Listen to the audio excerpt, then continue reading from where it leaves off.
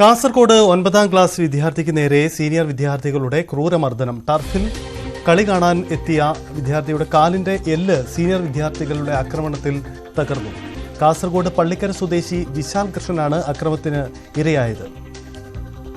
വയറ്റിൽ കത്തി കയറ്റുമെന്ന് ഭീഷണിപ്പെടുത്തിയതായും പരാതിയുണ്ട്. മോന് 23-ാം തീയതി ടർഫിൽ കളിക്കാൻ പോകുന്നത് പറഞ്ഞു. ടർഫിൽ കളിക്കാൻ പോകുമ്പോൾ ഞാൻ പോകണ്ട, പരീക്ഷയല്ലേ പിറ്റേ ദിവസം. അല്ല, ഞാൻ 1 മണിക്കൂറിനുള്ളിൽ വേഗം വരാൻ പറഞ്ഞിട്ടാണ് പോയത്. കുറച്ച് കഴിയുമ്പോൾ ഞങ്ങൾ വൈകുന്നേരം ഒരു ചെറിയ ഷോപ്പിങ്ങിന് വേണ്ടിയിട്ട് കാഞ്ഞങ്ങാടേക്ക് പോകുന്നുണ്ടായിരുന്നു, ഞാനും ഭർത്താവും. അപ്പോൾ ഒരു കോൾ വന്നു, നിങ്ങളെ കുട്ടിക്ക് ഇങ്ങനെ പരിക്ക് പറ്റിയിട്ടുണ്ടായിട്ട് ഞങ്ങൾ പോയതാണ്. ഇത് കുട്ടീനെ അവിടെ കിടത്തിയിട്ടുണ്ട്, ഹോസ്പിറ്റലിലേക്കൊന്നും കൊണ്ടുപോയത്, ആംബുലൻസ് വരാൻ വേണ്ടിയിട്ട് കിടത്തിയിട്ടുണ്ട്. കുട്ടി നേരെ പോയത് ദീപ ഹോസ്പിറ്റലിലേക്കാണ് ഞങ്ങൾ കാണിക്കാൻ വേണ്ടി. അപ്പോൾ അവിടെ നിന്ന് ഇത്ര എമൗണ്ട് ആവും പെട്ടെന്ന് ഓപ്പറേഷന്. അപ്പോൾ ഞങ്ങൾ സാമ്പത്തികമായിട്ട് കുറച്ച് ബുദ്ധിമുട്ടാണ്.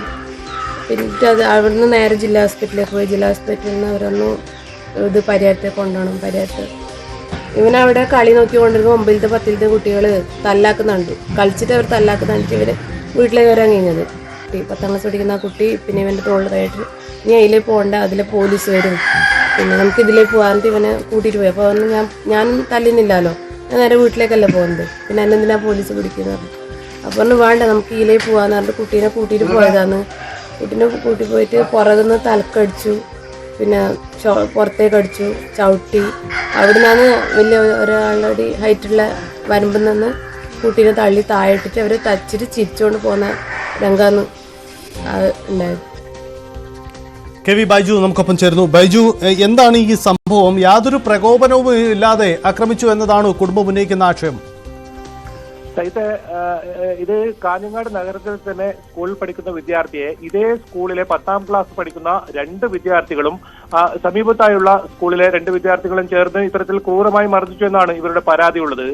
ഇതിൽ പ്രധാനമായും ഇവർ പറയുന്നത് ക്രൂരമായി മർദ്ദിക്കുകയും 6 അടിയോളം താഴ്ചയുള്ള കുഴിയിലേക്ക് ഈ കുട്ടിയെ തള്ളിവിടുകയും ചെയ്തുവെന്നും ഈ പരാതിയിൽ പറയുന്നു. ഈ വീഴ്ചയിലാണ് വലത് കാലിന്റെ എല്ല് പൂർണ്ണമായും ഒടിയുന്ന ഒരു സാഹചര്യം ഉണ്ടായത്. ഈ കുട്ടി ഇപ്പോൾ ശസ്ത്രക്രിയ കഴിഞ്ഞ് വീട്ടിലേക്ക് എത്തിയിട്ടുണ്ട്. എന്തായാലും ഇവർ പറയുന്നത് ഇയാളുടെ ഈ കുട്ടിയുടെ ഒരു സഹോദരനുണ്ട്, പൃഥ്വി എന്നാണ് പേര്. ഈ സഹോദരനെ കഴിഞ്ഞ ദിവസം കുറച്ചു പേർ ചേർന്ന് മർദ്ദിച്ചിരുന്നു. ആ സംഭവത്തിൽ ഈ ടറഫിലെത്തിയ ഈ കുട്ടിയും ഇവർ ചോദ്യം ചെയ്തത് തുടർന്നുണ്ടായ ആ ഒരു സംഘർഷമാണ് പിന്നീട് മർദ്ദനത്തിലേക്ക് കലാശിച്ചത്. മാത്രമല്ല, ഇത്തരത്തിൽ മർദ്ദനമേറ്റ് ഈ കുട്ടി ഈ കുഴിയിൽ കിടന്ന സമയത്ത് ഈ പോലീസ് എത്തി ഇവരെ ആശുപത്രിയിൽ കൊണ്ടുപോകാൻ തയ്യാറായിരുന്നില്ല. ഈ കുടുംബം എത്തിയതിനു ശേഷം, ഈ കുട്ടിയുടെ അമ്മ എത്തിയതിനു ശേഷമാണ് ഇവരെ ആശുപത്രിയിലേക്ക് കൊണ്ടുവരുന്ന ഒരു പരാതി ഇവർ പറയുന്നുണ്ട്. എന്തായാലും ഇത് സൂചിപ്പിച്ചതുപോലെ തന്നെ കത്തി കയറ്റി കൊല്ലുമെന്ന തരത്തിലുള്ള ഭീഷണി ഇവർ മുഴക്കിയെന്നും ഇവരുടെ പരാതിയിൽ പറയുന്നുണ്ട്. എന്തായാലും പോലീസിൽ ഇത് സംബന്ധിച്ച് ഇവർ പരാതി നൽകിയിട്ടുമുണ്ട്.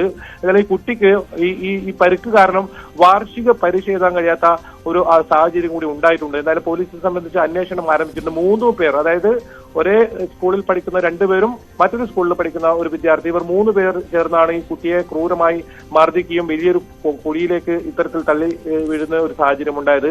ഏതായാലും ഈ കുട്ടികൾക്ക് നേരെയുള്ള ഈ സ്കൂൾ കേന്ദ്രീകരിച്ച് നടക്കുന്ന സംഘർഷത്തിന് ഒരു കുറവുമില്ല എന്നതിനാണ് കാസർഗോഡ് ഈ സംഭവം ചൂണ്ടിക്കാട്ടുന്നത്.